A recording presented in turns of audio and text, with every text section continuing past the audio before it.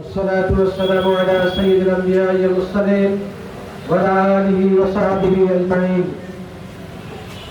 প্রিয় সংগঠন শহীদ কাফেলা বাংলাদেশ জামায়াত ইসলামী সন্দ্বীপ উপজেলা কর্তৃক আয়োজিত আজকের 26 জুলাইয়ের বর্ষপূর্তি উপলক্ষে আলোচনা সভার সম্মানিত প্রধান অতিথি এক সময়ে রাজপথ কামানো ছাত্রনেতা বাংলাদেশ জামায়াত ইসলামী চট্টগ্রাম উত্তর জেলার সংগ্রামী সেক্রেটারি জনাব মোহাম্মদ আব্দুল জব্বার, মনসুর ইসলাম, উপজেলা নেতৃবৃন্দ, ছাত্র শিবিরের নেতৃবৃন্দ, প্রিয় সন্দ্বীপবাসী, এতক্ষণ ধরে আমরা গুরুত্বপূর্ণ বক্তব্য শুনেছি।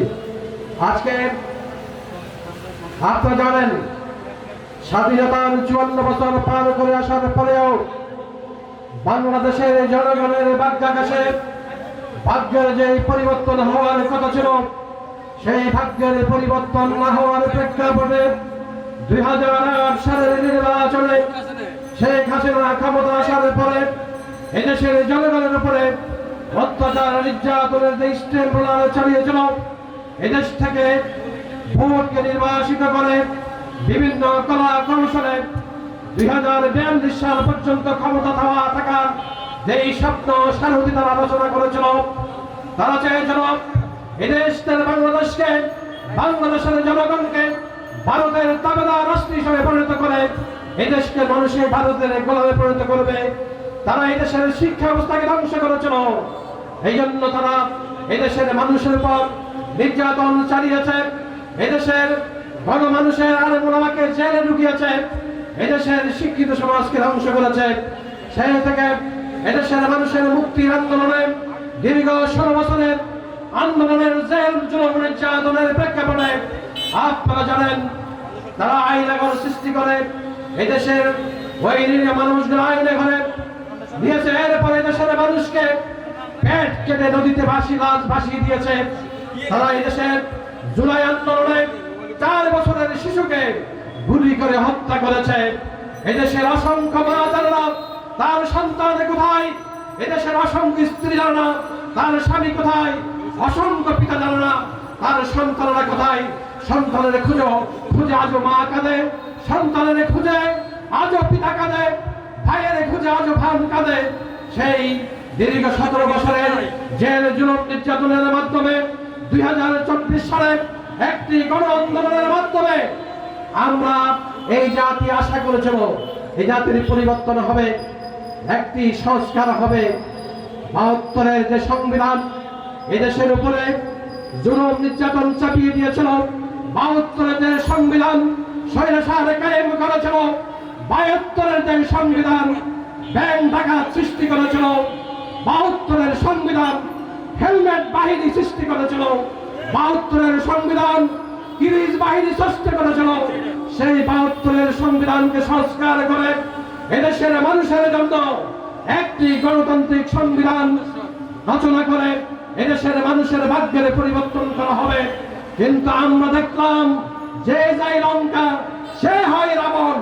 ক্ষমতা যাওয়ার সাথে সাথে আবার সেই 72-এর মায়া কান্না, যিনি ওই ভারতের শিলংয়ে বসে রয়ের হাতে ট্রেনিং নিয়ে বাংলাদেশে আসে বাংলাদেশের মানুষকে সংবিধান শিখাচ্ছেন, তারা আজকে আবার সেই 72-এর সংবিধানের মায়া কান্না করে সেটাকে বহাল রেখে বাংলাদেশের মানুষের উপর আবার স্বৈরশাসন কায়েম করতে চাচ্ছে।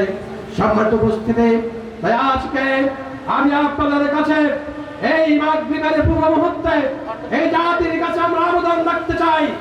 আমরা 54 বছর দেখেছি বিভিন্ন দল ক্ষমতা এসেছে, ক্ষমতার পালাবদল হয়েছে, জনগণের ভাগ্যের পরিবর্তন হয় নাই। আমরা মনে করি মানুষের অধিকার দিয়ে, মানুষের আইন দিয়ে জনগণের ভাগ্যের পরিবর্তন হবে না। বাংলাদেশ জামায়াত ইসলামী বাংলার জমিনে মানুষের নয় আল্লাহর আইন সত্যকের শাসন কায়েম করতে চায়। যতদিন সত্যকের শাসন কায়েম না হবে ততদিন বৈষম্যহীন সমাজ প্রতিষ্ঠা হবে না, ব্যাংক ডাকাতি বন্ধ হবে না, সমাজ থেকে দুর্নীতি যাবে না, সন্ত্রাস যাবে না, চাঁদাবাজি যাবে না। আজকে চাঁদাবাজির কারণে আমাদের জিনিসপত্রের দাম বেড়ে যাচ্ছে। আপনারা জানেন আমরা যখন জিজ্ঞেস করি জিনিসপত্রের দাম বেশি কেন? বলে ভাই উত্তরবঙ্গ থেকে মাল আনতে পথে পথে গাড়ি আমাদেরকে চাঁদা দিতে হয়, সেই চাঁদার ভাগ গাড়িওয়ালারা দেয় না, সেই চাঁদার টাকা আমরা যারা কিনি তাদের ভাগে বসিয়ে দেওয়া হয়। জিনিসপত্রের দাম আজকে হু হু করে বেড়ে যাচ্ছে, গ্যাসের দাম আজকে গ্যাসের সংকট, আজকে বিদ্যুতের সংকট, সব কিছুকে আড়াল করার জন্য আজকে বিশ্ববিদ্যালয়গুলিতে আবার নতুন রূপে সে হেলমেট বাহিনী ফিরে এসেছে, ঠিক কিনা? সুতরাং বাংলাদেশের জনগণ হেলমেট বাহিনীকে ভারতে প্রচার করেছে। আমরা আশা করি কোন হেলমেট বাহিনী আবার বাংলাদেশের রাস্তায় যদি ফিরে আসে, বাংলাদেশের জনগণ বাঁশের লাঠি দিয়ে তাদের মোকাবেলা করবে ইনশাআল্লাহ।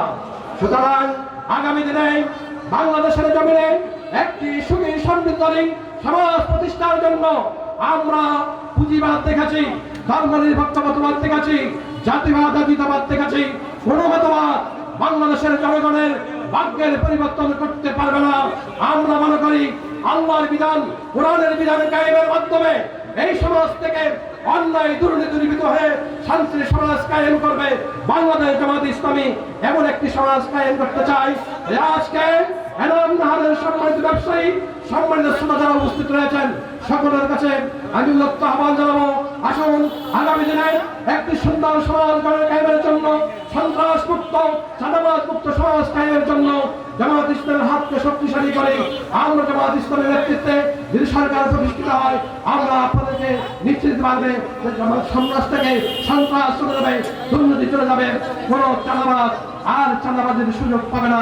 জামাত ইসলামের হাতকে শক্তিশালী করার উদাত্ত আহ্বান জানিয়ে আগামী দিনে জামাত ইসলামী পতাকা টানে সকলকে সমবেত হওয়ার উদাত্ত আহ্বান রেখে আজকে এই ঝড় বৃষ্টির মধ্যে আপনারা যে বিশাল প্রোগ্রামকে সফল করলেন, কষ্ট করে হাজির হয়েছেন, এই জন্য জামাত ইসলামের পক্ষ থেকে আপনাদের সকলকে ধন্যবাদ জানাচ্ছি।